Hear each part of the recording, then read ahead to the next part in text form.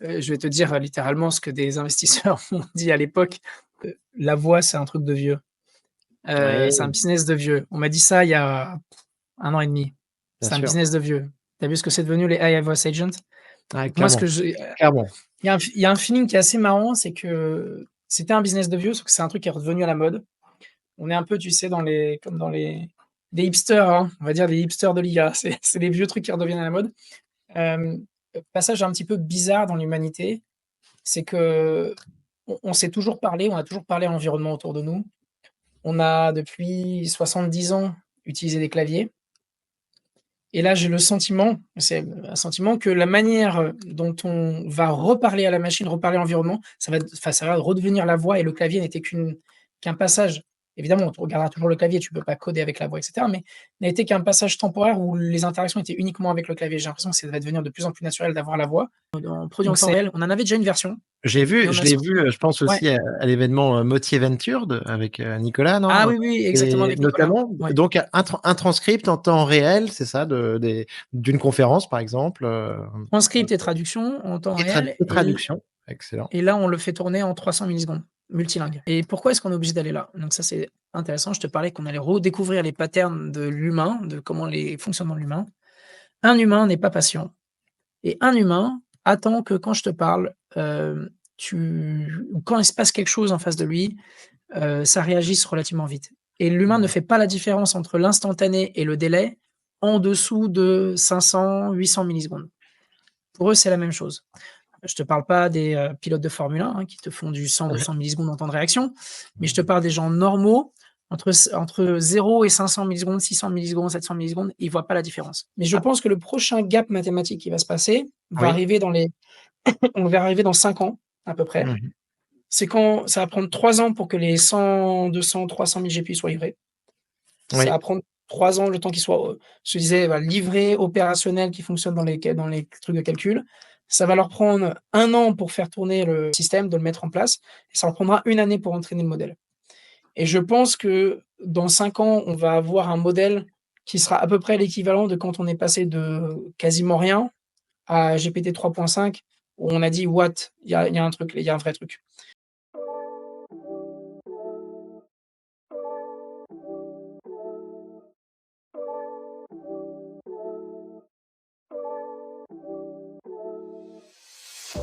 Salut Jean-Louis. Salut. Alors, on est donc le 20 décembre 2024 sur Comptoiria. Je suis très heureux de recevoir Jean-Louis pour la deuxième fois. Jean-Louis est le fondateur de Gladia. Il était venu sur le podcast le 9 mars 2023. Donc au début, je pensais que ça faisait 1 an, mais en fait, ça fait pas 1 an, ça fait 1 an et demi, quoi. Tu étais le 9e invité du podcast. Tu es le 109e à nouveau, 109e épisode en tout cas. Heu, donc merci beaucoup. Franchement, il s'est passé tellement de choses en 1 an et demi. C'est fou. Ça me fait trop marrer et quand je repense à cet épisode, tu sais que c'est hyper marrant parce que moi, j'ai lancé ce podcast aussi pour moi, pour les auditeurs, pour comprendre cette révolution de l'IA générative le plus rapidement possible, le mieux possible. Et en fait, justement, je me suis appuyé au début sur des experts, sur des passionnés comme toi, Jean-Louis. Et je me souviens que sur cet épisode, tu m'avais appris les choses, mais avec énormément de pédagogie. Tu m'avais même dit, un LLM, qu'est-ce qui se passe dans un LLM? C'est un petit bonhomme qui rentre dans la matrice, hop, dans une énorme matrice qui en ressort de l'autre côté, tu vois? Et à ce moment-là, bah, en mars 2023, 3-4 mois après la sortie de ChatGPT, en vrai, on n'avait rien compris, tu vois? Enfin, le grand public n'avait encore rien compris, heu, à la révolution, à la technique qu'il y avait derrière. Toi, tu avais cette vision technique. Donc tu m'as permis d'avancer beaucoup là-dessus, donc je tiens à te remercier, Jean-Louis. Aujourd'hui, bah, depuis, j'ai fait un petit peu mes classes et c'est un plaisir de pouvoir te retrouver comme ça. Voilà. Merci Nicolas de m'avoir invité. Ouais, bah, tu as fait tes classes, tu les as plus que bien faites, je te suis, tu es passé effectivement du niveau, commun des mortels à un niveau d'expertise qui est quand même assez poussé, donc bravo et c'est beaucoup Ah, de boulot, moi j'avais un c'est toi. podcast avant, tenir aussi longtemps, tenir, dans la durée avec la fréquence, c'est énormément de travail. Les gens s'en rendent pas forcément compte, donc bravo pour ce que tu fais. Mais Ah, c'est beaucoup de travail, trouver les invités, faire les montages, préparer les effectivement les entrevues et tout. Donc, bravo d'avoir d'avoir tenu tout le long. Après, tu manques pas de news, on est d'accord, hein, pour alimenter ton podcast. C'est clair, on est bien d'accord.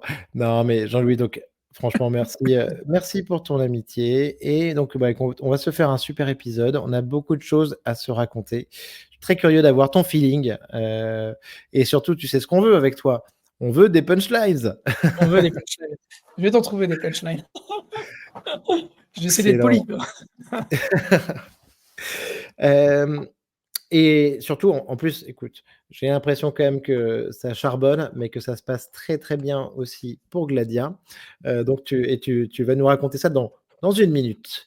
Juste avant, donc, ton sentiment en ce moment sur, l'IA générative, en le 20 décembre 2024 là, ton feeling sur le marché, c'est quoi, mon cher Jean-Louis? C'est un peu surprenant comme feeling. Il y a 2 choses principalement qui m'ont surpris. La première, c'est, je vais te dire, littéralement ce que des investisseurs m'ont dit à l'époque. Ils à nous m'ont dit, «La voix, c'est un truc de vieux, c'est un Oui, business de vieux». On m'a dit ça il y a 1 an et demi. bien «C'est un sûr. business de vieux». Tu as vu ce que c'est devenu les AI voice agents? Ah Donc moi, ce que clairement, j'ai clairement. il y a un feeling qui est assez marrant, c'est que c'était un business de vieux, sauf que c'est un truc qui est redevenu à la mode. On est un peu, tu sais, comme dans les des hipsters, hein, on va dire des hipsters de l'IA. C'est les vieux trucs qui redeviennent à la mode. Passage un petit peu bizarre dans l'humanité, c'est qu'on s'est toujours parlé, on a toujours parlé à l'environnement autour de nous. On a depuis 70 ans utilisé des claviers et là, j'ai le sentiment, c'est un sentiment que la manière dont on va reparler à la machine, reparler à l'environnement, ça va redevenir la voix et le clavier n'était qu'un passage. Évidemment, tu regarderas toujours le clavier, tu peux pas coder avec la voix et cetera, mais n'a été qu'un passage temporaire où les interactions étaient uniquement avec le clavier. J'ai l'impression que ça va devenir de plus en plus naturel d'avoir la voix. Donc la voix, c'est riche, la voix, il y a beaucoup d'informations.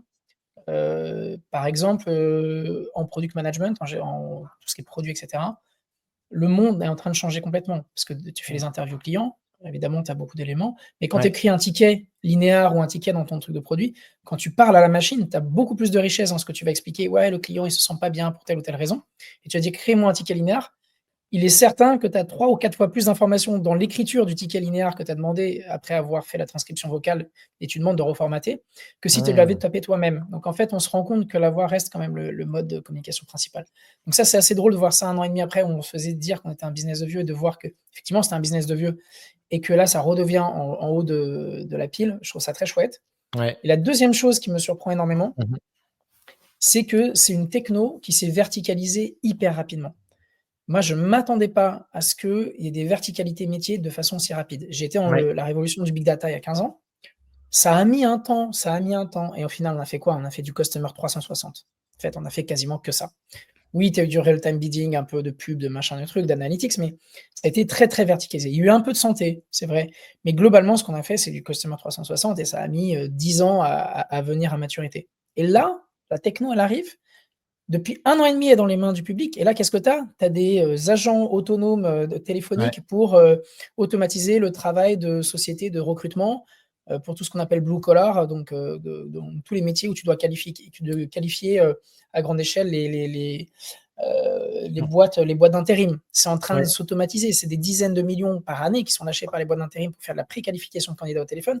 Bam! Il y a des agents vocaux là-dessus. Ouais. Les lawyers, les Ouais. avocats, ils font des class actions aux États-Unis.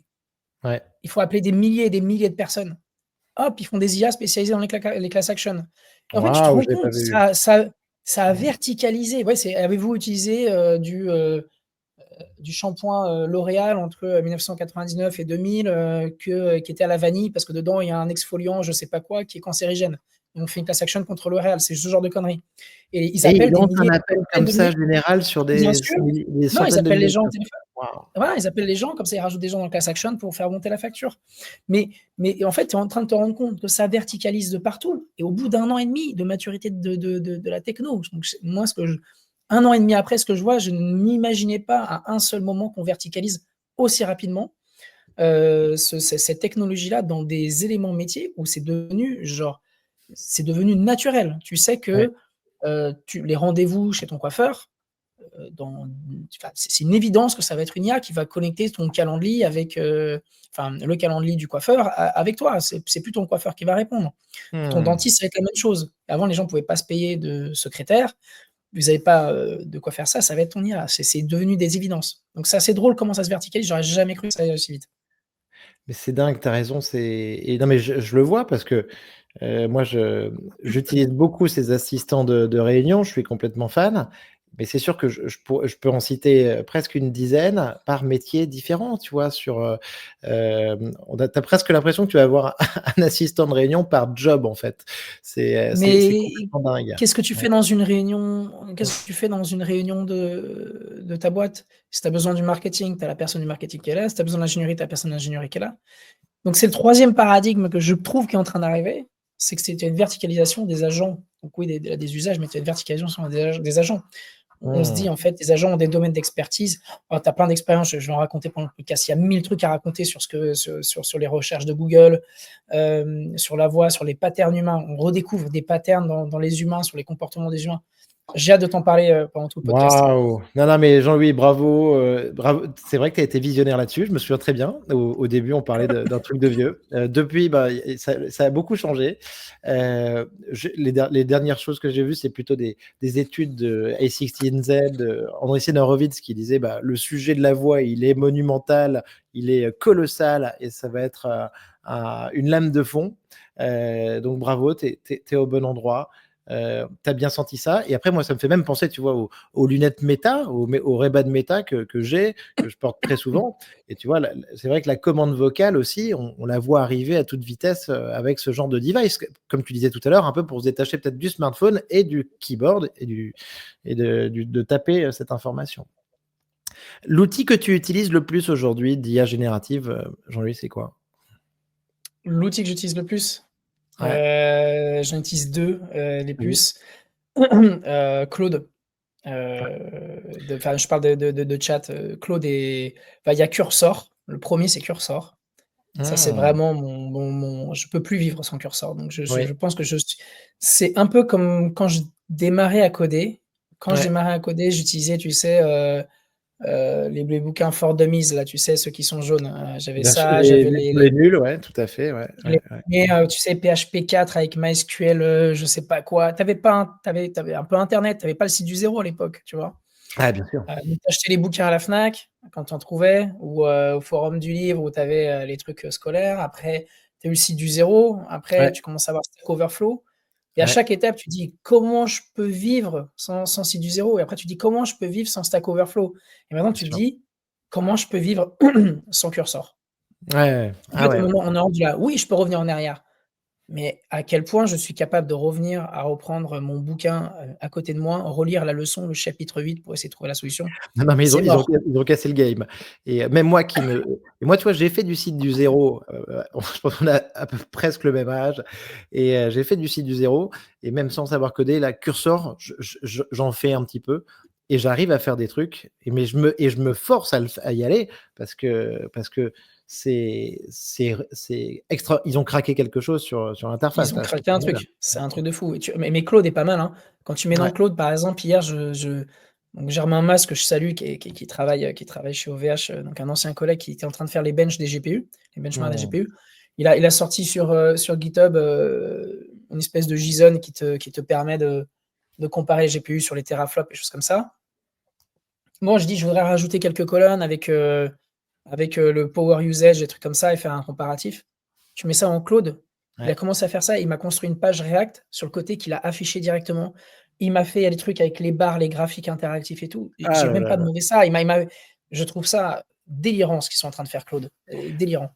Mais moi je passe moi, Jean-Louis, je passe mon temps, ma semaine à faire des dashboards interactifs, et je m'éclate à chaque fois, je suis surpris par celui qui me sort, en fait. Ouais, C'est c'est fou, moi extraordinaire. ils sont incroyables. Donc ça, c'est les 2-3. Évidemment, alors moi j'utilise beaucoup les meeting recorders. Ouais. J'en ai plusieurs que j'adore, donc on a plein de clients là-dedans. Je Empowered by Gladia, j'imagine? Ouais, exactement. Ouais, ouais, Voilà. ouais. Mmh mh. Oui, parce que, j'en ai essayé d'autres, Ouais. mais ils sont jamais aussi qualitatifs, du fait de la transcription. Bah, évidemment, je suis obligé, de le dire, mais c'est la vérité quand même. Mais alors, tu me dises lequel? J'ai Parce que par exemple, j'ai reçu Mojo il y a 2 ou 3 épisodes, j'ai vu qu'il était un client Gladia. Moi, j'utilise Firefly, je t'avais dit. mmh. Et ça n'a pas bougé depuis 2 ans, quoi, tu vois. Et toi, tu utilises lequel en particulier? J'en utilise plusieurs. Ouais, J'aime beaucoup Clap. Clap, il a une très belle expérience utilisateur. Vraiment super intéressante, ouais. hyper interactive, beaucoup de discussions. C'est une espèce de YouTube interne. Donc ça, c'est très chouette dans certaines conditions, si tu veux partager beaucoup avec la boîte. Et il y en a un autre que j'utilise beaucoup, que j'adore. Il y en a beaucoup, hein, qui sont très bons. Par exemple, Nuta est très, très bon, tu vois? Mais Oui, ils ont oui, des oui. verticaux, ils ont le vertico RH. Donc Alexandre, il y bien a sûr. Next, par exemple, aussi. Next sur la partie product management, et cetera. Donc tu vois, chacun, comme tu dis, verticalisé. Mais il y en a un que j'aime beaucoup qui est l'exécutif. Celui qui est pour les exécutifs, pour très CEO orienté, je trouve, c'est Circleback. Ah, OK. Hem, qui se met dans beaucoup de meetings, qui t'envoie le résumé, qui donne les exec points et les executive points, et cetera. J'aime En vrai, on pourrait en parler pendant des heures. Tu connais Granola aussi? je connais très bien Granola. Beau produit aussi, beau produit par Excellent rapport à ça. produit, excellent produit. On en reparlera dans pas longtemps. Et attends, mais Jean-Louis, évidemment. Et donc moi, je te dis, hein, 1 an et demi, 2 ans plus tard, moi, je considère que c'est mon assistant de réunion. Par rapport à mon activité de podcasteur, pour faire des résumés de mes épisodes, pour préparer les formations sur l'IA que je fais et tout ça, envoyer mes propositions commerciales, moi, je pense gagner sincèrement une journée par semaine. Je disais 4 à 6 heures par jour par OK. semaine, 4 à 6 heures. C'est entre 4 à 6 heures par semaine et une journée par semaine. Un petit Moi, 20 je de pense que plus que ça. productivité. Voilà. Moi, je pense que je suis pas loin des 50. J'utilise aussi, pour les mails, j'utilise Shortwave pour les Mmh. mails. Ah, ça a changé ma vie, Ah Shortwave. ouais, ça te fait quoi ça? Attends, vas-y. Bah, tu m'envoies, tu me dis, «Est-ce qu'on peut manger le 21 janvier ensemble le midi?» Ouais, Je vais Moi, je vais dire: «OK». ouais. Je vais cliquer sur le bouton Shortwave, il va faire, «Bonjour Nicolas, j'espère que tu vas bien aussi, et que tes vacances se sont bien passées. C'est OK pour moi le 21 le midi. Si on peut prendre un restaurant à côté de 35 rue du Louvre qui sont nos bureaux, il y a ce restaurant-là qui est pas mal, est-ce que ça te tente?» Parce que moi, je lui ai dit dans ses prompts, quand quelqu'un demande pour un déjeuner, tu lui proposes là. Quand il y a quelqu'un, qui dit: «Est-ce qu'on pourrait se voir, ou avoir un Zoom ou se», bah, je lui ai déjà donné mon calendrier. Elle me dit: «Ah bonjour, j'espère que tu vas bien. Oui, pas de problème pour se voir. Tiens, je te laisse mon lien Calendly». Je pense Mmh. que tu vas te marrer. Je pense que dans 1 an ou 2 ans, on va avoir des bots qui parlent avec des bots. Moi, je vais dire: «OK», l'autre il va dire: «Ce soir», et en fait, ils vont se parler correctement, mais en fait, ils seront juste polis entre eux. Parce que parce que nous, on sera juste en train de dire: «Oui, OK, yes, no», et cetera. C'est Et bon heu ça. et et on formule à ma manière. Tu vois, par exemple, avant des meetings, ça m'arrive, je vais pas te mentir, j'ai beaucoup de meetings où j'oublie. Je dis: «Tiens, Bah c'est oui. qui cette personne?» Eric, machin, j'ai dit c'est Ouais. donc j'ai mon meeting dans 2 minutes, je vais dans Shortwave, je dis: «Comment je connais, Eric?»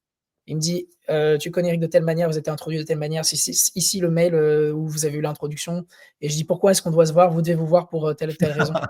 C'est incroyable, c'est Nice. incroyable. Écoute, je n'utilisais pas. Ça se trouve, tu as Shortwave, donc tu as organisé notre podcast, grâce à cet outil et je m'en suis même pas rendu compte.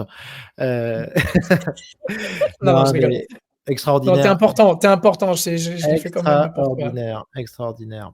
Et tu sais, non, mais donc ces assistants de réunion, moi, Jean-Louis, celui dont je parle souvent, c'est l'assistant de consultation de Doctolib aussi. Je sais pas Ouais, bien si, sûr.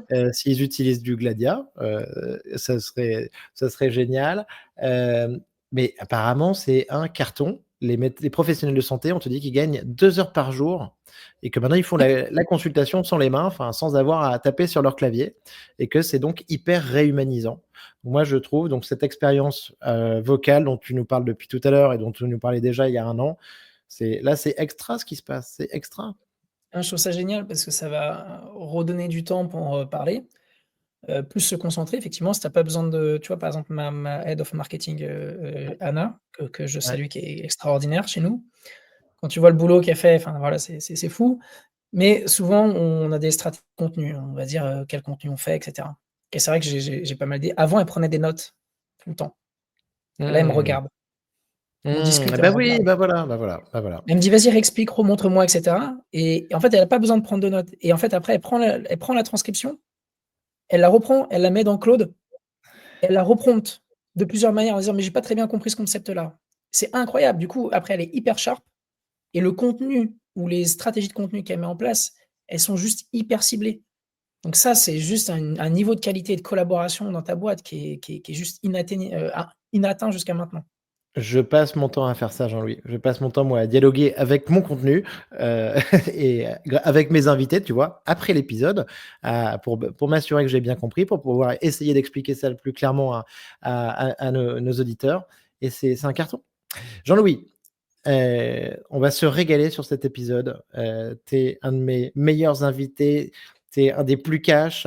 J'ai envie maintenant que tu me donnes quelques infos un peu sur comment ça se passe donc sur Gladia, vos avancées produits et tout ça.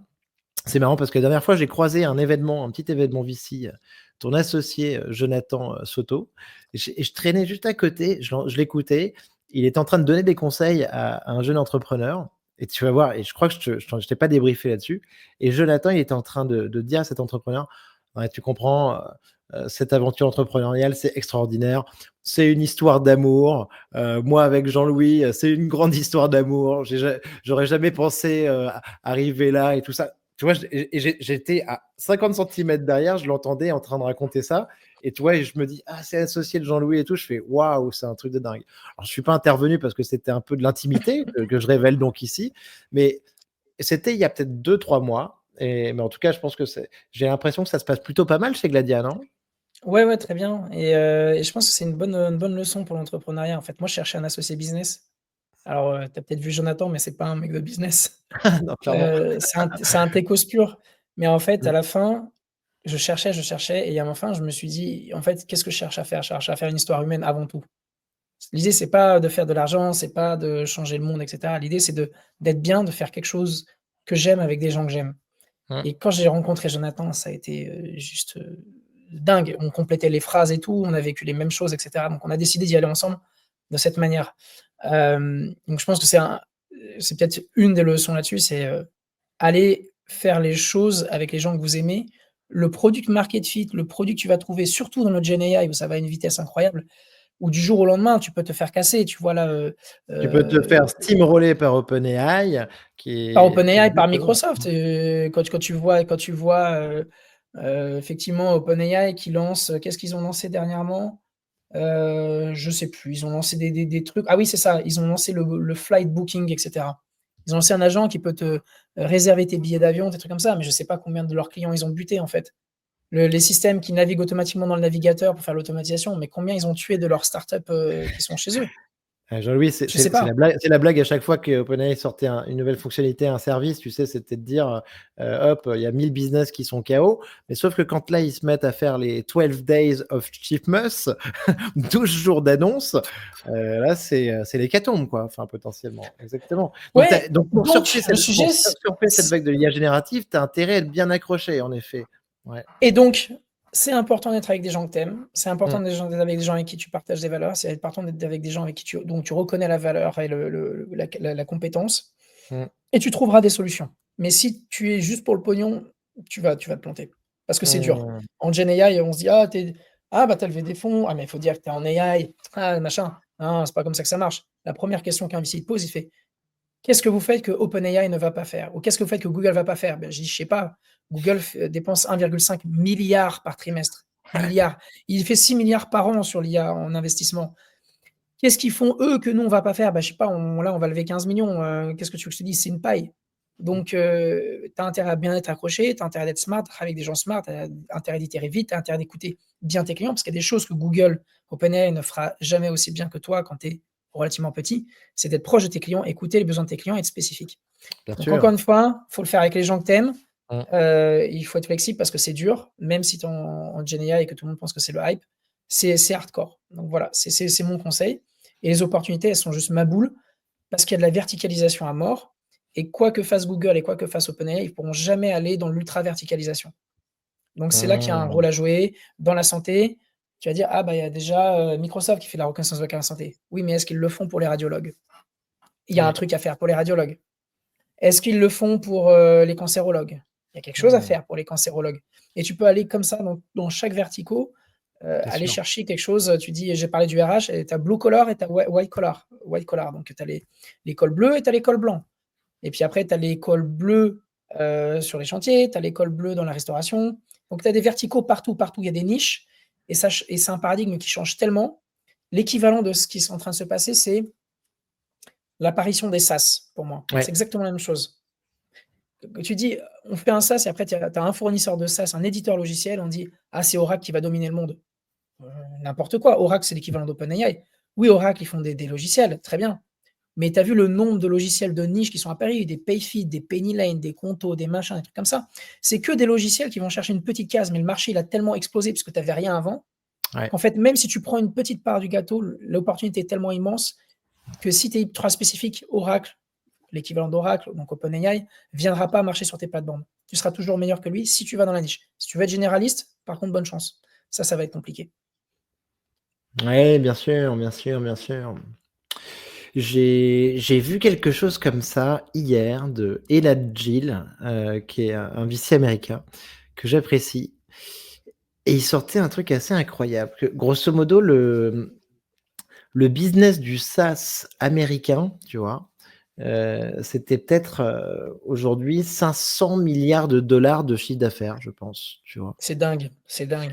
Et que grosso modo, enfin je veux pas dire trop de conneries, mais que en vrai, si tu prends, bah, tout ce business du SaaS américain qui s'est construit, heu et ben, en fait, tu peux te dire grosso modo, bah, il y a une très grosse partie que tu vas pouvoir faire, avec, de la Gen AI, quoi. Heu et en fait, la question c'était, faudrait que je vérifie, je me demande si c'était ça, le bon montant. Et en fait, tu te disais, bah, même si, tu vois, on fait, 10 de et en fait, tu prends ce SaaS, tu ensuite derrière tu rajoutes les salaires en fait des personnes qui développent ces SaaS et tout ça, enfin, tu vois? Et donc ça te fait des montants qui sont colossaux.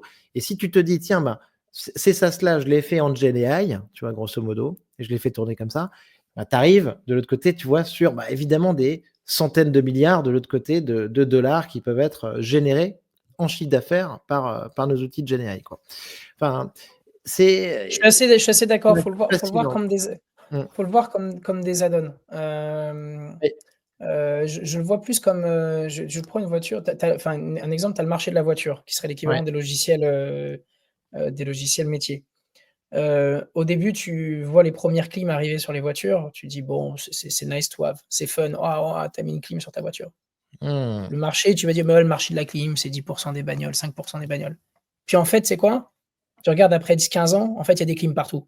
bien sûr. En fait, c'est devenu un essentiel et moi, je pense que ça va ressembler plus à ça. C'est pas la clim qui Ouais, va remplacer la bagnole. Je pense que dans chaque bagnole, il y aura une clim et ouais, la clim, ça va être aussi l'autoradio, ça va être aussi le calculateur de bord et qu'au fur et à mesure, ça va venir chatouiller et finalement, la voiture sera quoi? Parce qu'elle va devenir autonome, donc du coup, en fait, tu as plus vraiment besoin de volant, tu as plus ouais, vraiment besoin de boîte de vitesse, elle est plus mécanique, elle est électronique. évidemment, Tu as plus vraiment besoin de moteur parce que c'est une voiture électrique, parce que comme tu as du pilotage, bah, c'est plus facile de piloter une voiture électrique qu'une voiture mécanique. Et du coup, au fur et à mesure, cette espèce de clim au départ qui était un petit truc, va finir par manger les composants et l'industrie de la voiture devient en fait, un iPad sur roue qui est à peu près ce qu'a fait Elon Musk sur la ouais, Tesla. complètement, complètement. Donc je pense que c'est plus comme ça que ça va se transformer plutôt que de dire ça va s'affronter en disant il y a un nouveau mode de transport qui est la clim, parce que quand tu regardes GenAI, bah, je suis désolé, moi je suis pas complètement d'accord avec cette analyse. J'attends que GenAI vienne faire l'équivalent de Pennyline ou de Payfit Ouais, sur toutes les règles de calcul, de congés et de rattrapage et de machin de maternité et de paternité avec les remboursements de la sécu. Non, c'est mort. Tu feras jamais ça. Et tu veux pas, parce que tu vas taper un contrôle fiscal et tu vas dire c'est la faute d'OpenAI et les gens vont dire non, tu es responsable. Donc en bien fait, tu sûr. veux la responsabilité sur des gens qui connaissent la loi, qui codent la loi, etc. Donc je pense qu'il y a une grosse partie des logiciels qui vont pas pouvoir. Mais il va y avoir de plus en plus de fonctionnalités qui vont venir manger au fur et à mesure les process et transformer l'industrie du logiciel en tant que tel. Avec des Mmh, nouvelles opportunités. Tu as des gains de performance. Donc naturellement, tu vas avoir une croissance globale de ce marché du software puisque tu vas gagner en productivité, en croissance. En tout cas, c'est la théorie. Dans la pratique, je ne sais pas si ça va se passer comme ça. ouais, Mais complètement. c'est l'idée. Super analyse. Jean-Louis, alors fais-moi un update un petit peu sur sur Gladia, sur votre site internet, il a changé, votre offre, vos produits, comment ça a évolué, c'est quoi les nouveaux challenges? Donc, comment ça a évolué? Toujours les sujets, hein. C'est que nous, on est dans un métier, qui est un petit peu différent de ce que tu vois en LLM. Donc je donnais une conférence hier à Nantes où j'expliquais pourquoi, ce qu'on fait nous, c'est différent des anciens systèmes de reconnaissance vocale, qui étaient Mmh. plutôt du machine learning Bien sûr. et de parce qu'on leverage le generative AI. Comme on utilise l'équivalent des LLM en termes d'architecture, on est capable d'avoir des systèmes génératifs et donc d'avoir des meilleures qualités.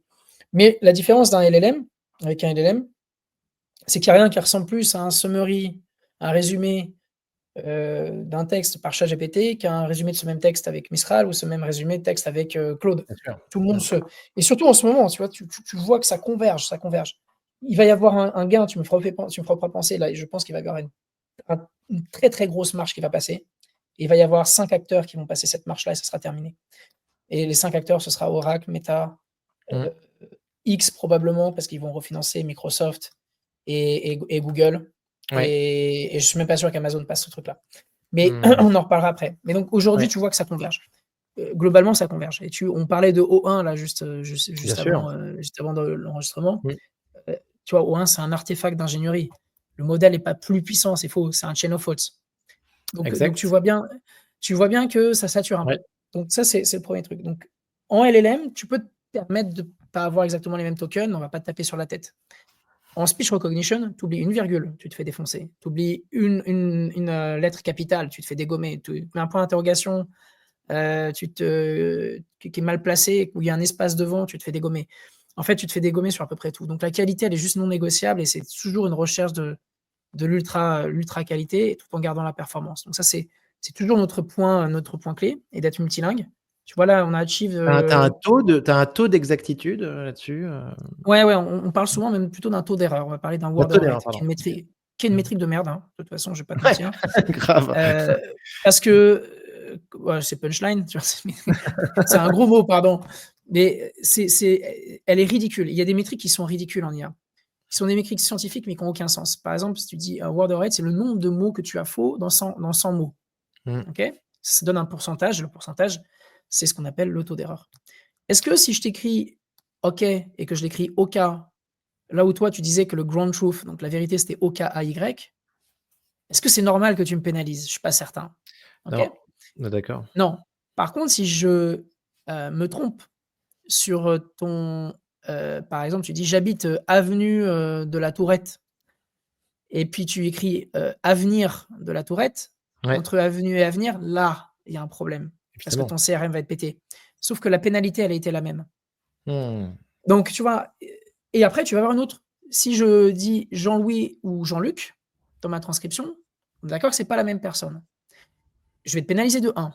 Mais si je te dis Mathieu avec un T, j'écris Mathieu avec un T et Mathieu avec 2 T, je suis pénalisé de 1. Est-ce que c'est Mmh. normal? Bien sûr. Et en fait, tu as énormément de choses comme ça où le word rate, donc le calcul scientifique est je te parle même pas de méthode, je te parle juste de la méthode d'évaluation.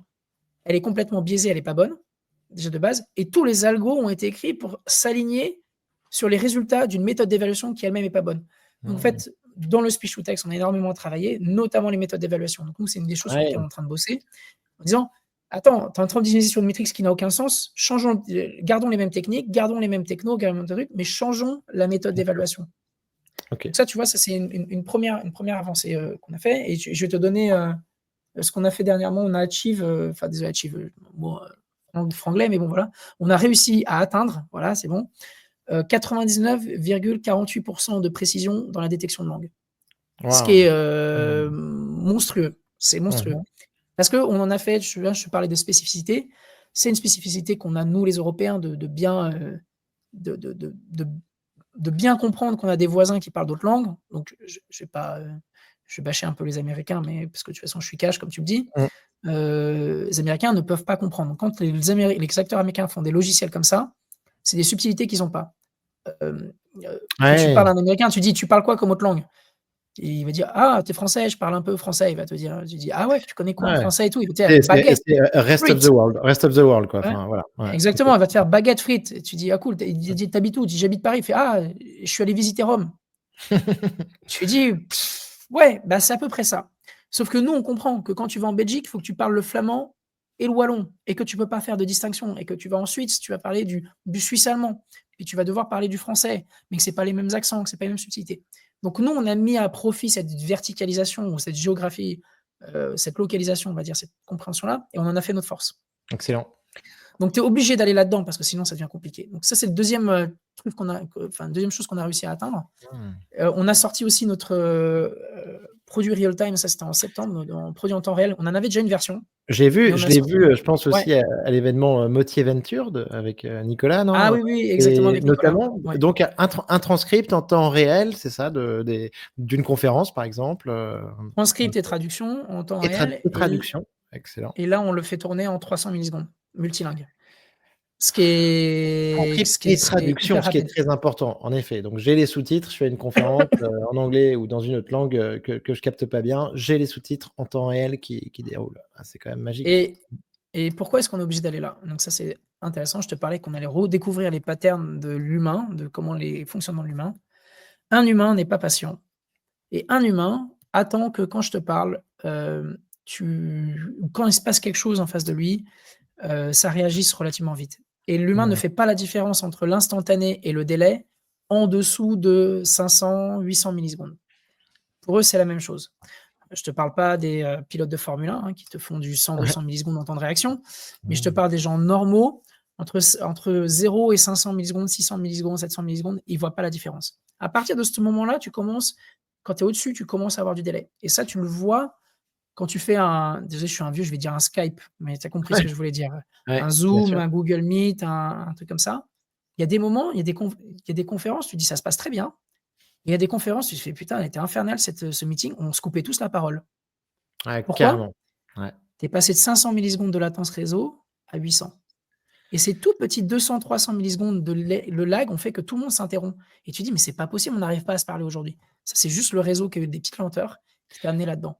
Et ça casse toutes tes interruptions que tu peux faire, le début de la phrase, où là, je finis pas complètement ma phrase, tu en commences une autre toi de l'autre côté et ça casse tout ça, d'accord. Très intéressant, OK.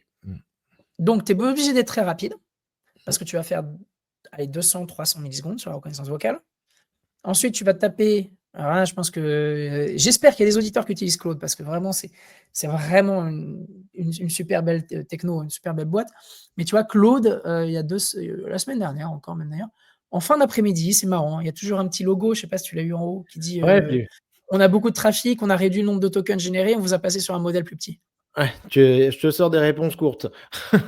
Voilà, c'est ça, je te sors des réponses go. Mais si tu veux repasser à l'ancien, il faut que tu cliques sur le bouton. Bref. Ce que je veux dire, c'est que les LLM, ils ont des temps de réponse qui sont variables en fonction du moment de la journée et en fonction du jour. Si tu es le dimanche, il y a de la capacité de calcul, il y a pas de problème.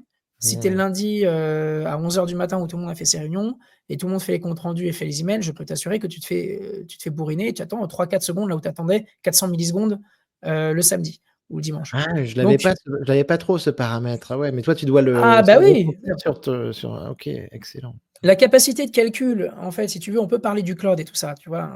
Et tu vas voir, c'est un des gros sujets que vont avoir les entreprises. Ça va être monstrueux parce qu'avant du CPU, c'était du CPU. Si tu veux, ça coûte pas très cher. Une plateforme CPU, ça te coûte pas si cher que ça. Quand je dis une plateforme, c'est un serveur, hein. Une plateforme CPU, ça te coûte pas si cher que ça. Et puis, tous les CPU se ressemblent finalement. Entre un CPU AMD ou un CPU, Intel ou un CPU, Graviton qui est une espèce de ARM, globalement, c'est à peu près la même chose. Les logiciels tournent dessus. Quand tu passes sur le GPU, c'est beaucoup plus compliqué. Déjà, les GPU se ressemblent pas tous. Ils ont pas tous le même set d'instructions. Ils supportent pas tous du FP16, du int8, du int4, du int2, du machin, et cetera. Au sein même de la marque.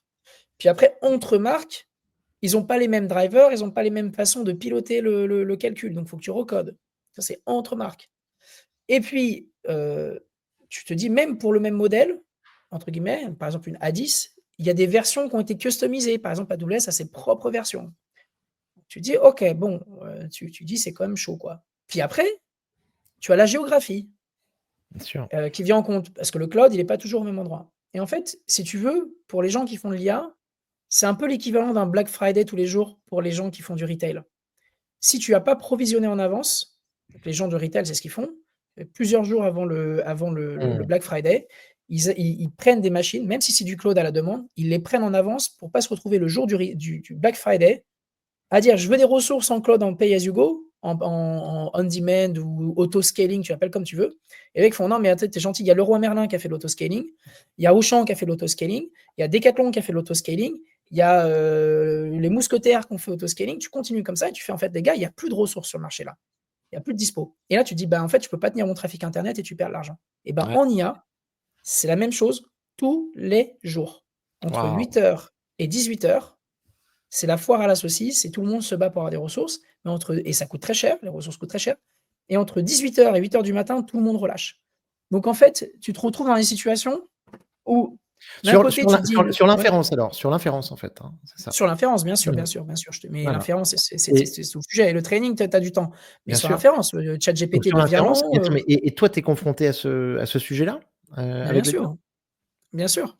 Donc, donc c'est hyper dur. C'est hyper dur de tenir ce marché-là. Donc, ce que je voulais dire, c'est que tu vois, quand tu fais de la voix, des agents vocaux et des choses comme pareil comme ça, faut que tu sois rapide. Donc nous, on doit forecaster, on doit mettre ça dans nos coûts et puis, Ouais, mettre les machines à disposition. Enfin, pour nous, pour qu'on fasse ces calculs. OK, bon, tu un peu d'auto-scaling et des choses comme ça, mais globalement, il faut quand même que tu aies bien provisionné. Les LLM, faut qu'ils fassent la même chose parce que sinon, tu vois, je te parlais de 500-800 millisecondes. Si lui, ça met 4 secondes à répondre, ton agent vocal, ça va être la catastrophe. Bah, tu dis: «Bah, je vais faire du self-hosting». Bon, très bien, tu fais du self-hosting. Mais si tu hostes toi-même ton LLM, tu vas avoir les mêmes problèmes de forecasting. Il va falloir que mmh, tu sois performant entre 8h et 18h, donc il va falloir que tu provisionnes les machines en avance. Et puis après, tu as le text to speech, c'est ouais, le même sujet. Donc en fait, on est tous en train d'adopter le Gen AI, sauf que ce qu'on appelle la supply, donc la capacité à fournir les ressources, elle est pas, suffisante par rapport aux besoins, à la mmh, demande, pardon. Et donc ce qu'on est en train de voir, c'est que Nvidia est en train d'exploser en bourse avec bien des sûr. valorisations de dingue, mais ils ont des carnets de commandes qui n'arrivent pas à livrer. Et c'est la même situation qu'Airbus, c'est que Airbus, Boeing ne sait plus faire des avions. Donc, Airbus a un carnet de commandes qui est énorme et il Bien sûr. n'arrive pas à livrer. C'est pas qu'il y a pas de il y a pas de demande. C'est pas pour ça qu'ils livrent pas plus d'avions. Ils sont pas en capacité de livrer suffisamment d'avions. Nvidia, c'est la même chose. Il y a un carnet de commandes de dingue, ils sont pas en capacité de livrer plus. Et quand je te dis qu'il y a des problèmes de localisation, et je vais pas parler de souveraineté beaucoup parce que c'est pas un sujet que j'aime beaucoup défendre, mais quand tu fais de la voix, tu vas à peu près prendre 120-150 millisecondes de ping entre la côte est des États-Unis et Paris. OK. T'imagines? T'imagines? Tu es en train de dire: «Faut que les IA, elles aillent vite, il faut qu'on gratte toutes les millisecondes», mais juste le fait d'avoir choisi que ta Ouais, machine de calcul, elle est soit Paris, soit du côté de Washington ou autre, parce qu'en général, c'est plutôt du côté de Washington. Juste entre les 2, tu as beau avoir l'IA la plus performante, juste le transport de la donnée ouais, va te coûter à minima la moitié en termes de latence de ce que tu arrives à calculer sur les machines. Donc en fait, tu dis: «Bah, il nous faut des ressources en Europe bien ou il sûr. nous faut des ressources sur la côte est et sur la côte ouest». Donc tu es en train de dire: «Il y a pas assez de supply, il y a pas assez de machines» et d'un autre côté, tu dis: «Mais je peux pas les concentrer». Et qu'est-ce que tu dis quand tu peux pas les concentrer? Ça veut dire que tu joues sur les localisations, mais les Mmh mh. localisations, elles sont dépendantes de zones temporelles.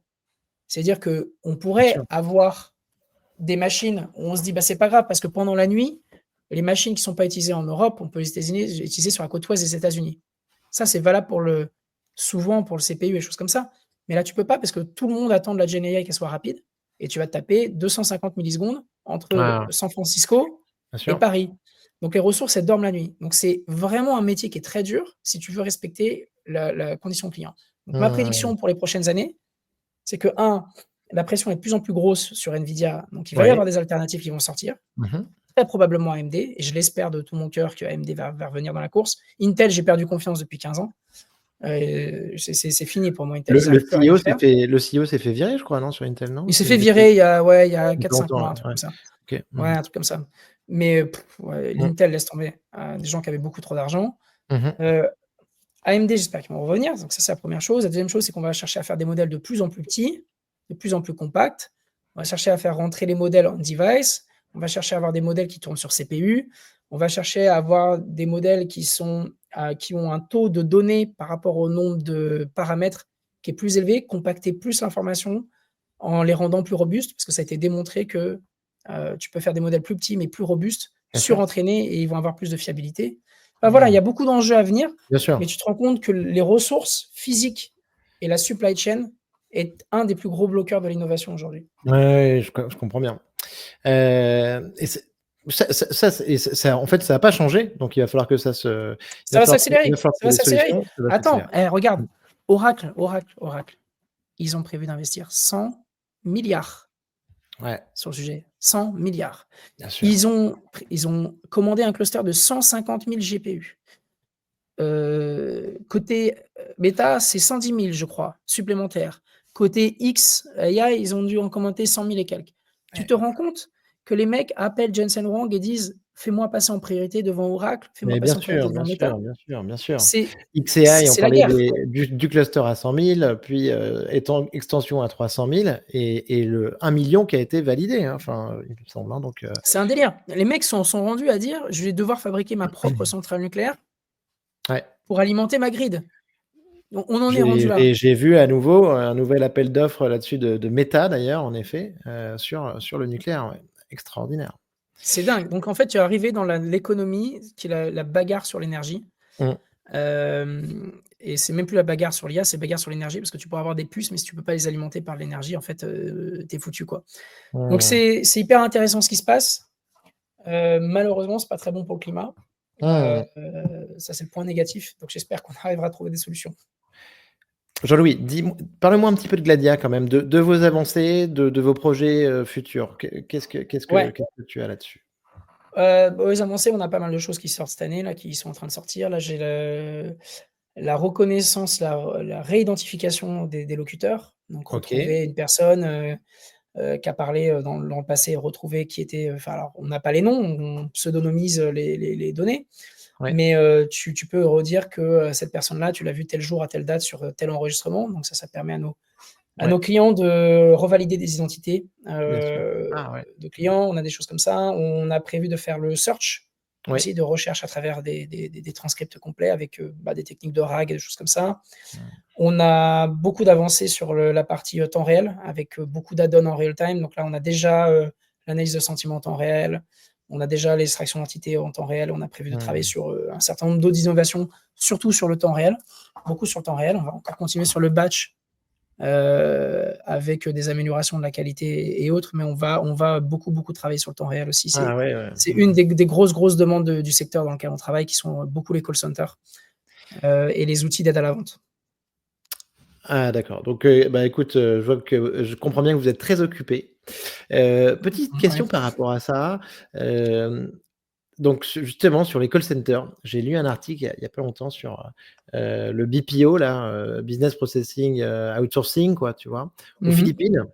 Un truc qui faisait un petit peu peur. Ça te disait que les Philippines, grosso modo, c'était un des pays dans lequel il y avait des plus forts taux d'adoption de l'IA générative, de ChatGPT, genre 80% de la population qui utilisait.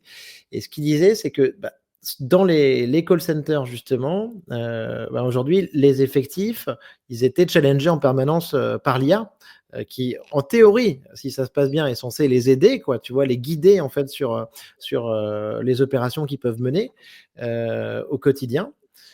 Mais t'en as qui racontaient qu'un petit peu, dans les faits, ils considéraient que l'IA, c'était plus qu'une aide, que l'IA, c'était un petit peu leur boss, quoi, tu vois, grosso modo. Qu'ils étaient un petit peu à son service. Qu'est-ce que tu penses de ça? C'est un domaine qu'on connaît bien parce que c'est Ouais. une bonne partie de nos clients dedans et c'est probablement l'industrie qui va être le plus révolutionnée, Mmh. heu, avec l'industrie de la santé et du software, de mon point de vue. Et hem et c'est, pour plein de raisons, Mmh. mais c'est parce qu'en partie, les IA sont de plus en plus fortes, ressemblent de plus en plus à des humains. On va pas se mentir que le test de Turing, c'est du Bien sûr. passé, hein. Mmh. Quoi qu'on dise, même si on dit maintenant, poser les crayons, naturellement, là, les avancées qu'on a eues des derniers PhD vont arriver, c'est plié, quoi. Le test de Jean-Louis, Turing, il est c'était ma question récurrente du podcast, tu vois? Je la pose plus, hein, oh est-ce non, que c'est ChatGPT a c'est passé le fait. test de Turing? Voilà. Oui, non, mais là, c'est Mmh. clair, tu vois? Mais il y a des trucs, c'est drôle, hein, tu vois? La gestion d'interruption, les interruptions des IA, vraiment, c'est des trucs bêtes, hein. C'est pas la compréhension, on se dirait: «Ah, c'est la com» on pourrait se dire: «Ah, c'est résoudre un problème mathématique, c'est la» en fait, tu te rends compte que des trucs cons, hein, qui sont l'interruption de parole, c'est pas juste couper la parole, c'est couper la parole avec une intention. Si je te fais: «Mmh mh», si je suis pas un humain et que j'ai pas capté, «Mmh mh», c'est couper la parole d'une certaine manière. Tu Bien as un sûr. son qui est arrivé, mais en fait, tu as pas eu l'intention de la couper. Tu vois? Je le vois très bien, je l'entends sur le mode vocal avancé, de ChatGPT, hem et j'ai lu quelque part que peut-être que le mode vocal avancé français, tu vois, était pas aussi performant que celui que tu peux avoir en Mais anglais et le toujours, modèle mais américain, tu vois? ça c'est la vie, ça c'est la vie. La data, elle est toute en anglais et cetera. Bien sûr. Et en tout cas, pour revenir au BPO, Oui, tant qu'on n'aura pas géré toutes ces interruptions et ces choses comme ça restera, les IA seront pas complètement installées dans les BPO, les voice agents. Donc business process outsourcing, pour faire simple, c'est les boîtes qui font de la sous-traitance pour des grosses marques, Samsung, L'Oréal, et cetera, pour faire le service client et ces choses-là. Et dedans, nous, ce qu'on voit, c'est que, les BPO, ils ont très, très peur des IA et des agents vocaux. Pour te donner les prix, un agent en Europe, ça va coûter à peu près 24-25 de l'heure.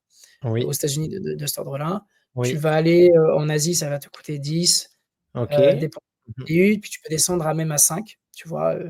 Suivant des géographies. Ouais, Et là, tu vas voir la géopolitique, c'est assez marrant. ouais, Les PO se disent: «Ben, merde, l'IA, elle va être autour de 5 balles. ouais, Moi, je passe de 25 à 5». Ça, c'est vraiment leur sujet.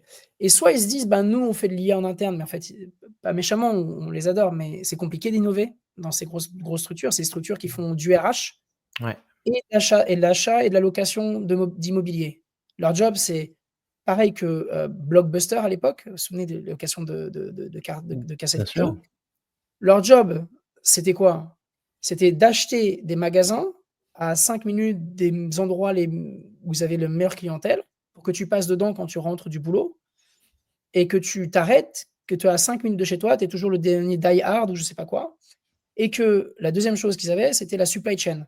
C'est-à-dire délivrer quand, Shrek sort, que dans les, 48 heures suivantes, tous les magasins aient Ouais, une copie de Shrek. D'accord? Donc leur job, c'était du oui, d'accord. mobilier et de la supply. Ouais, Quand tu arrives Quand Netflix arrive, il dit: «J'ai plus besoin d'immobilier, c'est dans ta télé, donc c'est ta télécommande l'immobilier. Il y a plus besoin de 5 minutes, il y a besoin de 5 secondes et j'ai pas besoin de supply parce que tout est digital». ouais, Et quand tu arrives dans le sujet que vivent les BPO en ce moment, c'est des gens qui leur spécialité, c'est de faire du follow the sun, c'est-à-dire d'avoir des opérations 24/7 sur le service client. Donc c'est d'acheter de l'immobilier ou d'aller louer de l'immobilier dans différents pays et de faire de la supply humaine qui est ouais, de l'hiring de people, du training de people et de les mettre en opération au quotidien devant leurs écrans dans l'immobilier que tu as acheté. Donc c'est Blockbuster. Et ils ont en oui, face d'eux les CI agents qui sont pareils que Netflix. En fait, ça scale à l'infini. Donc j'ai bien pas de sûr. problème de supply et j'ai Ouais. pas de problème de bâtiment. Comme tu l'as dit, je peux faire appeler, là, tu disais sur les class action, 100 000 personnes, alerte canicule, je peux appeler 100 000 personnes pour les prévenir, comme ça. Exactement. Donc ça scale à l'infini, oui et Et tu as et pas de problème de bâtiment, donc tu as pas le CAPEX et et pas tout. de Donc bâtiment, tu bien sûr. arrives, tu as des gens en face de toi, toute leur vie, le modèle qu'ils ont eu, toute leur vie, le modèle qu'ils ont eu, c'est acheter de l'immobilier, déployer des gens. Et là, tu dis: «Vos prix, il va falloir les réduire par 5 et la chose qui est en face de vous, c'est l'opposé de tout ce que vous avez vu. C'est pas un nouveau compétiteur et tu connais bien comment il fonctionne. C'est quelque chose qui n'est ni de l'immobilier, ni de la supply chain humaine». Donc ça leur fait extrêmement peur, comme Est-ce Netflix que ce et avec est-ce que ce nouvel entrant, est-ce que cet agent vocal, est-ce qu'il peut être, du même niveau de qualité aujourd'hui que la personne c'est qui une est dans le BPO? et tu vois, c'est une super bonne question. C'est une très, très Mmh. bonne question parce qu'aujourd'hui, oui et non. En fait, ce qu'il faut voir, c'est dans les pays qu'on a aujourd'hui, on a beaucoup délocalisé, on a continué à prendre des humains, on a délocalisé. Hem, Ça dépend du pays où tu es. Est-ce que c'est un pays qui est ex-colonial? Ouais, Est-ce qu'il y a des ex-colonies? Oui ou non? Donc par exemple, tu vois, Italie, il y en a pas vraiment. Donc l'italien dans le monde, à part en Italie, il y en a pas vraiment. Mais par exemple, les Pays-Bas, du néerlandais, tu en as en Amérique du Sud. Et donc tu peux aller chercher Suriname, tout ça. Ouais, ouais, bien sûr. des gens que tu payes 25, tu peux aller en chercher des gens que tu payes 5 ou 10 en Amérique du Sud. Bien sûr, bien Au sûr. Portugal, évidemment, tu as le Brésil. En Ouais. France, évidemment, tu as beaucoup la Centrafrique ou l'Afrique Mmh. du Nord. Donc tu vois, ça dépend de l'histoire de ton pays, d'un côté. Ça, c'est la première chose. Mais ton job, ça va être de diviser par 5. Et tu peux pas, même en faisant ça, en fait, il y a tellement de besoins d'agents que même en allant chercher dans les ex-colonies, tu auras pas suffisamment de volume. Donc en fait, tout le sujet qui se dit, c'est comment est-ce que je peux avoir des ressources moins chères? Et les ressources moins chères, tu vas les chercher où? Tu vas les chercher dans des pays qui ne parlent pas ta langue. Par exemple, Mmh. tu vas aller en Égypte. En Égypte, tu vas peut-être avoir un master en informatique, que tu vas payer 5 $. est-ce que la qualité, elle est meilleure ou moins bonne? C'est ça la Mmh. question. Pour 5 Ouais. balles, tu peux avoir un master dans un pays où en fait, il y a pas vraiment de boulot et pour 5 balles, tu as le top du panier. Là où peut-être pour 20 ou 25 en France, tu avais pas forcément les gens les plus Bien sûr. motivés.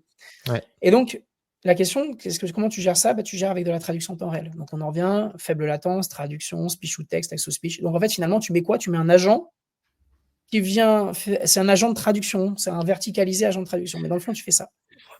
Et tu Donc peux non, aller le donc gérer en speech to speech? alors, Tu oui, ça peut s toi, tu le fais pas ça? Vous le faites pas avec on l'IA aujourd'hui? on le fait pas encore. On a Mmh des mh. preuves de concept là-dessus, Mmh. mais Parce que non, mais c'est parce que ton exemple est excellent, hein, donc ça veut dire que typiquement, bah, oui, ça peut être quelqu'un de très qualifié, en Égypte, qui parle pas français, et en fait, de l'autre côté de la ligne, bah, c'est lui qui me parle, quoi, en fait, soit il me c'est parle lui dans qui son parle il me parle et il en il me parle en arabe, il te parle en arabe et moi c'est traduit en français et tu as voilà. une qualité, une expérience utilisateur qui est incroyable parce que tu as quelqu'un qui est OK. ultra compétent en face de toi. Et Donc là, on a une globalisation extraordinaire, là, ça va dans tous les sens, et c'est ouais, c'est complètement dingue. et Et là, et c'est le pas taux un de ag là, c'est pas transformation, un c'est agent, c'est un 30 par être an. humain derrière en plus. OK. C'est Mmh. un être humain Ouais. et le taux de transformation, c'est 30 par an de délocalisation. 30 par an. C'est-à-dire que les gens, cette année, ils ont bougé 30 des ressources vers les ex-colonies. Mmh. L'année prochaine, ils en bougent un autre 30, donc ils seront à 60-70 de transformation et la troisième année, ils seront à 90, quasiment 100. Ils auront quelques personnes sur place, mais globalement, ils auront outsourcé 80-90 de l'activité pour faire face à l'IA qui va descendre les coûts à 5 balles. Donc même si l'IA va pas tout faire, elle est en train de changer le monde du BPO, même si elle est pas encore là dans les BPO, elle est en train de changer la manière dont ils opèrent, ces gens-là. Mais en fait, ce que ça veut dire qu'il y a donc déjà 2 phénomènes, très, très, très puissants qui sont que, heu, sur, mon call center, bah, en fait, je peux avoir quelqu'un qui parle une langue étrangère et qui peut, donc interagir avec moi, et donc il peut être n'importe où dans le monde en fonction des fuseaux, après ça dépend des fuseaux horaires. Et les fuseaux horaires, c'est très Et important ce que tu dis. ensuite, après le 2e effet qui se coule, c'est ensuite, bah, c'est même plus quelqu'un, c'est une IA. Voilà.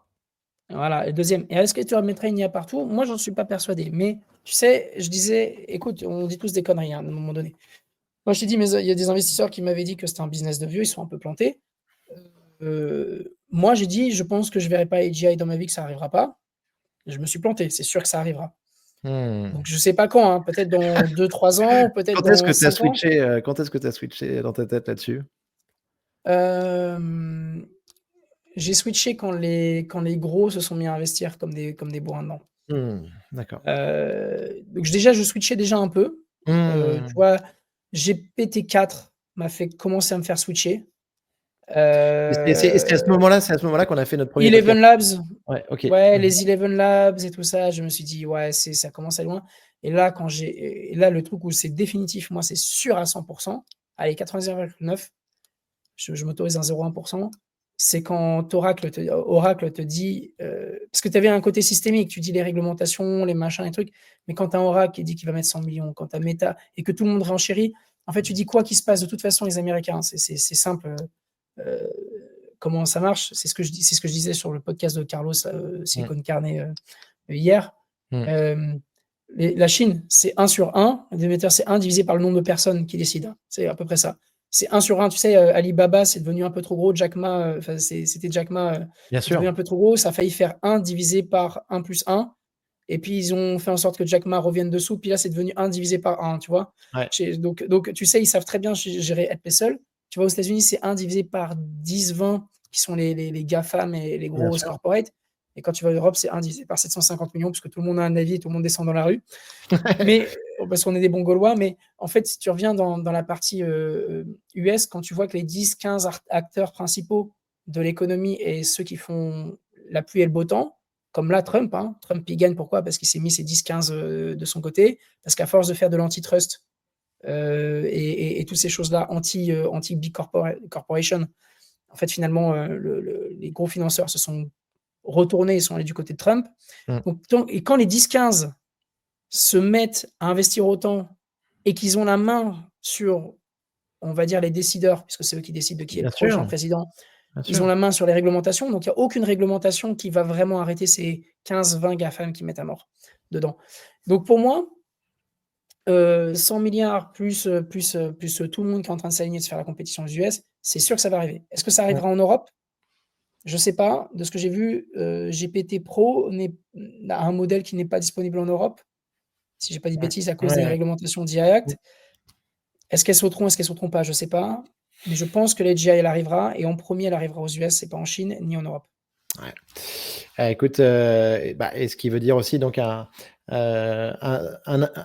instrument de domination quand même, business, Sûr, militaire, économique, total en fait, hein, total. qui est assez, assez effrayant. On en reparle pas mal en ce moment, hein. Poutine a refait une déclaration récemment à ce sujet. Heu, c'est Alex Karp de Palantir, qui a parlé de ça aussi. En Oui, disant que tout exactement. simplement les États-Unis, cette révolution IA, elle leur appartenait, que c'était la leur et Et puis les États-Unis sont en train de faire avec l'IA et le logiciel en règle générale, la même chose qu'ils ont fait avec Lockheed Martin. Tu sais, mmh, enfin, je dis Lockheed Martin et l'industrie militaire, lourde. Tu sais, où ils ont déployé les F-16, les F-35, les machins à travers le monde. Ils sont en train de faire la même chose d'un point de vue logiciel militaire. Ils ont dit: «C'est qui le prochain Lockheed Martin?» bien Prochaine sûr. révolu Donc la première révolution pour nous, Ouais, c'était, l'industrie, l'automobile, qu'on ouais, a que, l'industrie, l'automobile, les Américains essaient de faire la partie automobile, ils ont pas vraiment bien réussi avec Ford et compagnie. Sur la partie guerre, ils l'ont fait sur l'exportation des armes et du physique et là, ça va être l'exportation de l'immatériel. Donc la ouais. bataille sur le secteur public de l'immatériel, la bataille sur le secteur militaire de l'immatériel. Donc l'IA va être définitivement part de la stratégie militaire et l'IA va être partie de la stratégie de guerre économique dans les prochaines années, Tu ça c'est raison, tu certain. raison. On l'a vu et sur le militaire, on a vu, Anduril, Palantir en effet, qui nous signent des contrats avec, tous les géants de l'IA aussi, avec tous les GAFAM. C'est, Hem OpenAI qui a signé avec eux là dernièrement, si je dis pas de bêtises pour Oui, DeepSeek, c'est ça, c'est bien avec ça, Palantir. c'est bien ça. Ouais, OpenAI, Palantir. Avec quelques employés d'OpenAI qui se sont opposés à ça évidemment, Oui, mais mais bon, mais Ilaya, il avait vu mmh, ça et regarde, le mec était très haut passé, c'est le génie, machin et cetera. ouais. Le gars était pas d'accord, je pense que c'est Sam Altman et tu tu peux ne pas être d'accord, tu peux descendre dans la rue, mais par contre, reste-y dans la rue, il va continuer à avancer pareil et je pense Évidemment. que Ilaya n'a pas vu un problème de AGI, c'est pas ça qui lui a fait peur chez OpenAI. Moi, je pense que c'est pas ça. Je pense que ce qui lui a fait peur et la raison pour laquelle il est parti, c'est qu'il a vu le comportement de Sam Altman et il a vu qu'il était inarrêtable et je pense que ça Mmh, lui a voir l'AGI, c'est une chose. Par exemple, tu vois, moi, je pense que Google, avec toutes les données qu'ils ont, j'ai bossé dans les trucs où on sniffait la donnée des gens, les logs et tout. On avait tout sur la vie privée des gens. Quand je pense tout ce que Google a sur nous, c'est des gens, tu sais, quand ils disent: «Don't be evil», je le comprends maintenant. mmh. Un Google qui a tout ce pouvoir-là, il fera pas le mal avec l'AGI. Un Sam Altman, je pense que c'est inarrêtable et quand tu vois un comment il s'appelle? Elon Musk qui est pas déjà quelqu'un de très recommandable, parler de Sam Altman qu'en disant que c'était un escroc, que c'était quelqu'un de malhonnête, que c'était une mauvaise personne et tout, venant du diable, tu vois? Je veux Mmh. dire, tu te dis: c'est quand même que le gars, il en tire quand même une sacrée couche, quoi. Écoute, moi j'apprécie sa vision, mais je suis d'accord avec ce que tu dis et il faut penser en effet, à Geoffrey Hinton qui a applaudi, Ilya quand il justement quand il s'est opposé à Sam Altman. Il faut penser à cette phrase aussi de Paul Graham, hein, sur Sam Altman, c'est, «Tu le lâches, dans la jungle, crash d'avion, voilà, tu reviens 2 ans plus tard, c'est le roi de la jungle, il est assis sur un trône, et voilà et peu importe où ça se passe, quoi. Oui, mais est-ce qu'il le Quelqu'un de fait? très, très déterminé. Après, moi ce que je vois de positif dans son discours, c'est que je trouve que c'est aussi quelqu'un qui a une vision quand même, tu vois? Sur, hem, le, UBI, le revenu universel minimum, sur WorldCoin, l'authentification des êtres humains versus les robots, sur Hélion, trouver des nouvelles sources d'énergie, tu vois? Pour, alimenter, en énergie, nos data centers. C'est quelqu'un qui se pose la question quand même, de manière assez holistique, depuis quelques années. Mmh, Ouais, moi, ça me fait penser à du SBF, tu vois? À Sam Bankman, tu bien sûr. vois? C'est un peu genre: «Ouais, non, mais en fait, vous inquiétez pas, je le fais pour le bien et tout». Tu Mmh, sais, tu sais, Bien Tu sûr. vois, si tu fais pour le bien, tu collabores pas avec, l'industrie militaire, tu vois? Non, mais Ça, si on tu est es vraiment pour le bien d'accord. des humains, D'accord, tu vois bien ce que sûr. je veux dire? Donc Mmh. faut pas nous la faire à nous. Tout tout à fait Tu le fais d'accord pour le sur, capital. tout à fait d'accord sur le militaire et franchement ça c'est on en a pas presque pas parlé ici, et ça pour le coup je trouve que c'est effrayant. Hem, C'est de la bullshit, en fait, les gars, ils disent: «Je veux pour le bien des êtres humains», mais tu t'associes aux militaires. Si tu avais vraiment des convictions profondes, mais moi, je juge pas les gens qui font du business avec les militaires. Si tu veux, il en faut. Moi, je pense qu'il en faut, tu regardes, Prigozhin, ce qu'ils ont fait, c'est mmh extraordinaire. Si Ouais, Prigozhin n'avait pas été là, on n'aurait pas vu le mouvement des troupes, russes, enfin, tu vois? Donc il en faut. C'est pas ça que je juge. Je juge juste que quand tu dis que tu fais ça pour le bien de l'humanité, que tu t'associes avec les plus gros organismes, c'est un peu dissonant. Donc il faut que tu assumes. sûr, Tu bien vois? sûr, Et moi, ça me paraît quelqu'un qui a une éthique qui est relative à la taille du bien portefeuille qui est en sûr. face de lui et à ce qu'il peut en récupérer. Est-ce que ces sujets si importants, peuvent être gérés vraiment aussi par des entreprises privées aujourd'hui? Est-ce qu'on n'est pas, tu vois, au niveau, ben, gouvernemental, minimum par rapport à ça, voire, une instance, mondiale? J'espère qu'on pourra en discuter un petit peu au sommet pour l'action, les 10 et 11 février, 2025. Mais en tout cas, aujourd'hui, on n'a pas encore trouvé la gouvernance idéale, quoi. Mais pour moi, les Européens veulent faire de la gouvernance, mais les Américains veulent faire du cash et Ouais, c'est ceux qui auront le cash dans le futur qui feront la gouvernance. on est C'est eux qui d'accord. décideront. Tu peux penser comme tu veux, au bout d'un moment, quand tu as plus de pognon, tu penses, mais tu es tout à poil, et c'est celui qui est habillé, qui a les vêtements et qui vend les vêtements qui décidera de ce que tu dois penser demain parce que de toute façon, tu vas crever puisque tu es à poil et que c'est l'hiver. Comment réglementer quelque chose que tu ne produis pas, que tu ne maîtrises pas? C'est quand même assez Ah, inquiétant. moi, mon ami Thierry Breton, mon ami de toujours Thierry Breton, que je porte pas dans mon cœur, hein, moi, c'est quelque chose qui me dépasse. Réguler un nombre de teraflops, sur un marché qui a même pas commencé à vivre, ça n'a aucun sens. Ça n'a aucun sens. C'est revient à Franchement, dire, Jean-Louis, on commençait déjà à en parler lors de notre épisode précédent, mais ah ouais, 1 an et j'étais demi plus déjà tard vénère. 1 an et demi plus tard, tu avais déjà un avis. Moi, je me suis construit une conviction là-dessus. En vrai, aujourd'hui, on se retrouve quand même, malheureusement, dans une situation catastrophique, très compliquée par rapport à ça.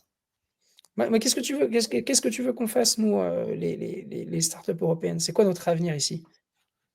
C'est quoi? Bien C'est sûr. d'avoir des sous-IA dans un marché ultra régulé, avoir, je sais pas combien de compliance et être soumis à, potentiellement un changement de direction européenne ou un changement de direction, enfin dans le qui arrivera puisqu'il y aura du lobbying et cetera et que, bah, du coup, un jour, on décide que ça se débloque et puis, Mmh. bah, comme ils l'ont fait, hein, sur le véhicule électrique, hein. Il a fallu ils ont gueulé un peu et puis finalement, on a repoussé les dates du passage à l'électrique. Bien Donc sûr. ça arrive de repousser des réglementations et puis, bah, le jour où la programmation elle pète, on est bah, en fait, nous, nos IA, c'est des sous-IA parce qu'en fait, on n'avait pas la capacité de calcul. C'est des sous-IA parce qu'on avait un marché qui était limité. Désolé, on doit fermer boutique, quoi. Mmh. Donc moi, je vois pas dans quel monde on peut amener la culture européenne à survivre sur le long terme avec des réglementations sur des marchés et des technologies qu'on ne connaît pas encore. Je Ouais, non, mais trouve on est ça, d'accord. je trouve ça fou, quoi. Jean-Louis, je veux qu'on fasse un tout petit point sur un sujet que tu connais bien, donc sur le sujet des agents, le sujet à la mode, 2025. Tu as parlé de Eleven Labs tout à l'heure. Ouais. Eleven Labs, moi j'aime beaucoup leur solution. Au début, je l'utilisais pour faire des clones vocales, m'amuser, quoi. Tu vois, j'en avais un de Macron, mais qui était, à des fins éducatives. Bien sûr. Depuis, je peux plus l'avoir, c'est bloqué, tu vois? Donc il y a eu un progrès là-dessus aussi quand même heu, au niveau de la sécurité. Mais par contre, pourquoi j'y suis retourné récemment, c'est qu'ils ont sorti la possibilité de construire ton agent IA en quelques clics, de lui mettre une base de connaissances, et ensuite d'avoir un widget qui peut apparaître sur n'importe quel site internet. Ça, je l'ai fait, c'est extraordinaire et je peux lui dialoguer avec cet agent comme ça et tout le monde peut lui parler et c'est assez incroyable. Qu'est-ce que tu penses de ce produit et des agents de l'IA? Bah, je pense que c'est un beau produit, Eleven Labs fait des très beaux produits. Bien sûr. C'est des gens qui sont brillants. Leur text to speech était vraiment de super qualité. En tout cas pour l'anglais. Pour le français, il y avait plus des comme toujours, hein, il y a toujours du québécois qui On n'y est pas encore, hein, sur le français, c'est encore du québécois, non, hein. non, mais Ah. oui, mais toujours parce que les bases de données sont québécoises, les bases d'entraînement sont québécoises beaucoup. Mmh. C'est beaucoup Radio-Canada qui a fourni énormément de Ah! données à Ah, mais l'époque. tu m'expliques quelque chose là. Ah bon? Ah Bah, ouais. ouais, c'est pour ça que, Whisper, il hallucine en disant, transcription faite par Radio-Canada. Parce que c'est les Mmh. bases de connaissances, Radio-Canada énormément. Donc c'est aussi pour ça qu'on a beaucoup de Québécois. Hem, heu, mais globalement, ouais, je trouve que c'est des beaux produits. C'est comme ça qu'il faut le raisonner, c'est des choses que nous on fait aussi. Mmh. Hem, Après nous, on a beaucoup plus un focus reconnaissance vocale que Bien générative sûr. de voix. On avait Mmh. fait on avait notre propre text to speech et des choses comme ça qu'on n'a pas, Mmh. sorti parce que, ben, comme je disais, il faut être hyper intentionnel et aller chercher le marché et le revenu. Bien sûr. Mais je trouve que c'est l'avenir. Après, est-ce que sur un site internet, c'est là que ça vaut le coup? Je suis pas certain. Je pense qu'il y a d'autres Mmh. endroits où tu peux les utiliser, où c'est Ouais. un peu plus smart, la préqualification au téléphone. Il y a un certain nombre d'endroits où tu peux les mettre, Mmh. où tu peux les mettre, ouais, je pense que c'est le futur et c'est une belle boîte, c'est une très belle boîte ce qu'ils font. Ouais, ouais, tu as Mmh. raison. De toute façon, déjà, il y avait même eu cet accord, ce partenariat qu'ils avaient fait et investissement avec Disney, quoi, tu vois? Enfin, c'est sûr qu'ils font des trucs assez Ouais, extraordinaires. après c'est Mmh. hyper étalé, c'est ça qui est un peu difficile à lire dans la stratégie, Oui, mais ouais, écoute, ouais, ils font de l'argent, je vais pas les critiquer. Eux, ouais, ils font beaucoup de revenus, ils font une belle croissance, tant ouais, mieux pour eux, je suis très heureux pour bien eux, quoi. sûr. Et sur les agents, tu le vois tu le vois arriver. Moi, je t'avoue que depuis quelques mois, au début, je comprenais pas complètement ce qui se passait, mais maintenant, je vois vraiment ce qui se passe et je pense que ce qui va arriver, tu sais, avec, les agents qui vont pouvoir prendre le contrôle de nos ordinateurs, Cloud Compute qu'on a vu, opérateurs ChatGPT, de enfin, OpenAI qui vient d'annoncer le nouveau navigateur exactement, aussi. Ouais. heu, donc pour le début de l'année 2025, je pense que ça, ben, ça pour le coup, ça va ouvrir une nouvelle dimension. Enfin, on va aller beaucoup, beaucoup plus loin que ce qu'on a vu, ces derniers mois là. Ouais, c'est ce que je te dis et puis tu as Claude qui a, mis son protocole de communication, spécialisé aussi. C'est pareil, c'est pas encore clair pour tout le monde, mais ça va être, une évidence dans quelques mois. Mmh. Ouais, 2025 va être, je pense l'année de l'ingénierie. On avait les années de la recherche, après on a les années de la mise en prod de la recherche et là je pense qu'on va être sur les années de l'ingénierie. Mmh. O1 étaient les prémices de ça, où on met des artefacts d'ingénierie pour augmenter et je pense que ça va être l'année de l'ingénierie. C'est les Ouais. ingénieurs qui prennent le travail des scientifiques, des doctorants et tout ça, et qui maintenant disent: «Maintenant, assieds-toi sur le côté, on en fait du produit, nous, on sait comment coder à l'intérieur des systèmes, on va en foutre partout» et c'est ce qui est en train de se passer, ils sont en train d'en mettre, à toutes les sauces. Donc ça va être une année plutôt de l'ingénierie que de la révolution, je pense, «mathématique» entre guillemets.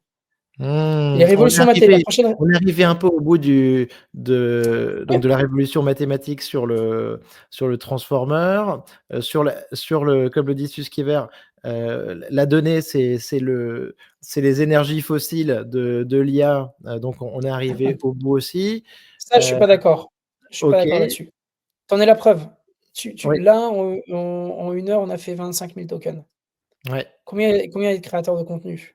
Combien il y a de Mmh. podcasts? En fait, la donnée, elle se génère à une vitesse incroyable, notamment avec YouTube. Donc elle se génère au niveau de la voix.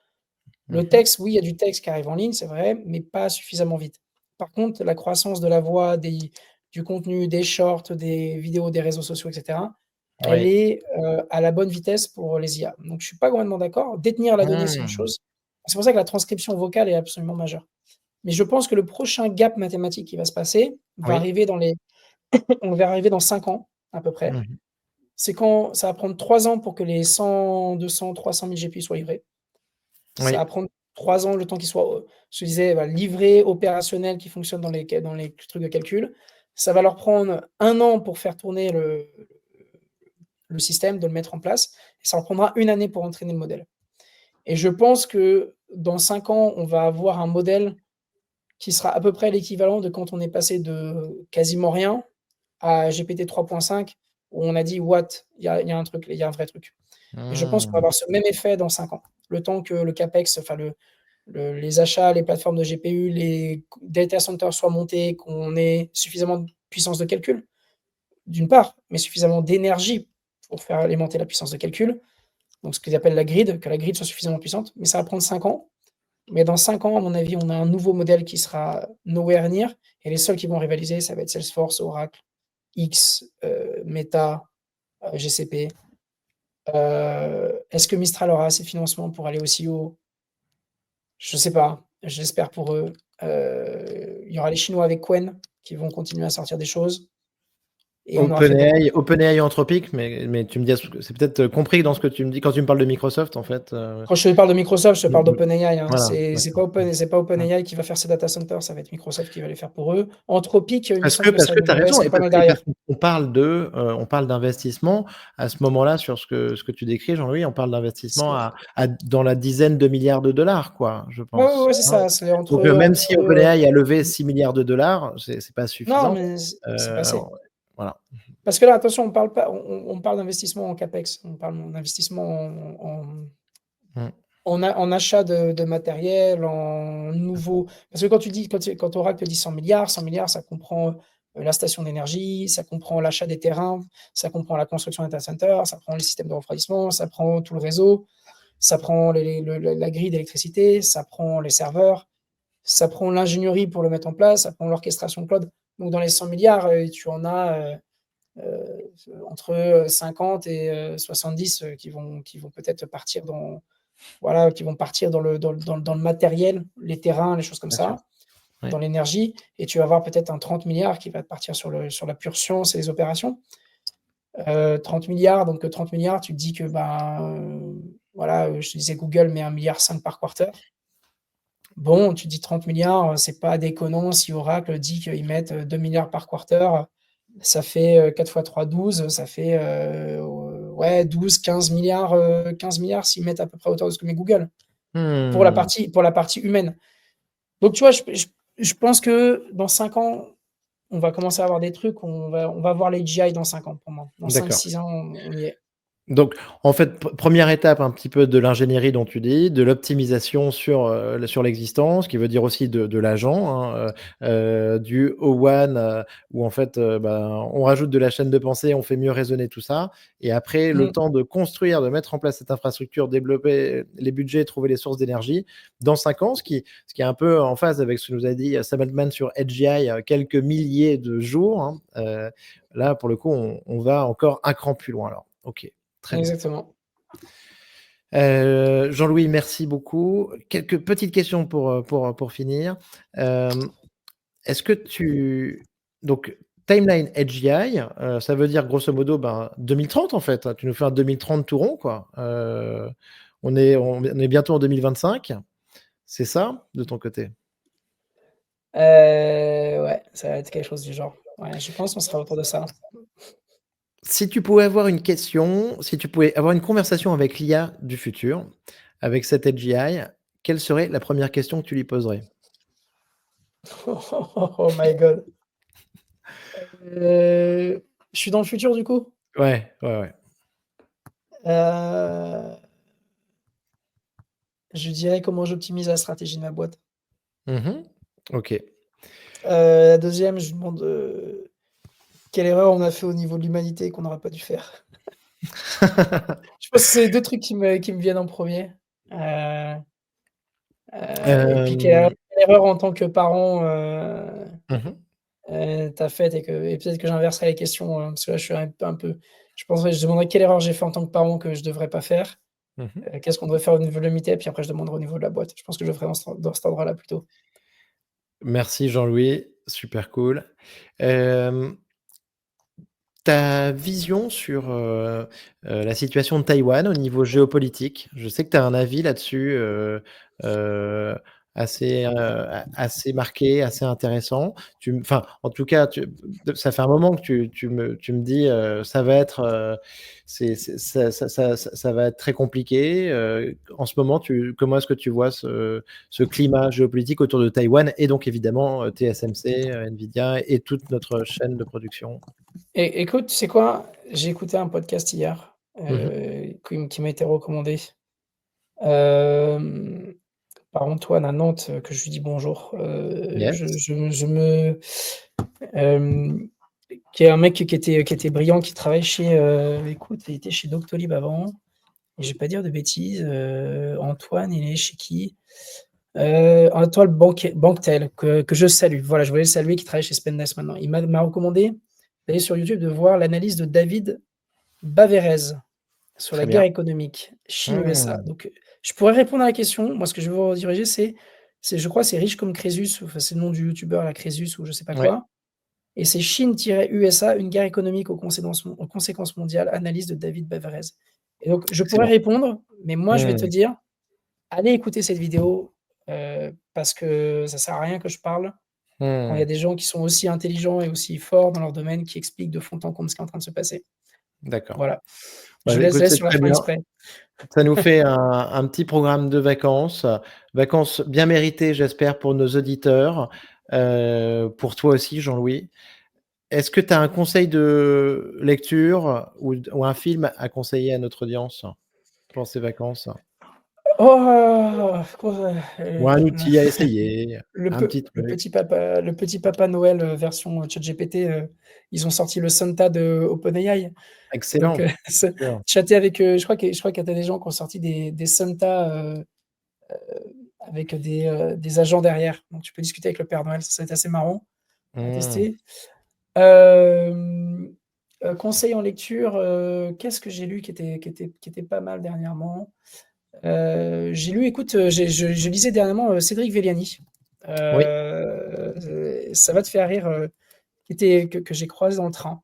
Alors, Mmh. Cool. donc tu vois, c'était mon voisin de train et j'ai relu, Le Théorème du vivant de Cédric Villani, Mmh. et que j'ai trouvé, très chouette. Et il a sorti un bouquin de poésie aussi qui était assez sympa. Donc voilà, donc Le Théorème du vivant de Cédric Villani. Très, très intéressant. Excellent, excellent. Voilà. Merci Jean-Louis. Écoute, donc de toute façon, on va diffuser le podcast pendant les vacances. Donc voilà, on souhaite à tout le monde, et même précisément, on va le diffuser le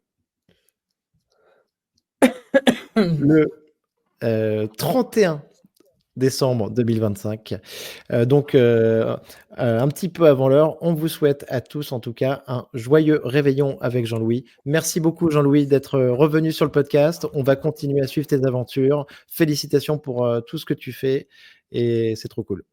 Merci à toi aussi. Merci à Et tout le bonne monde. année donc 2025 à tous nos auditeurs de Comptoiria. Bonne fête à tous.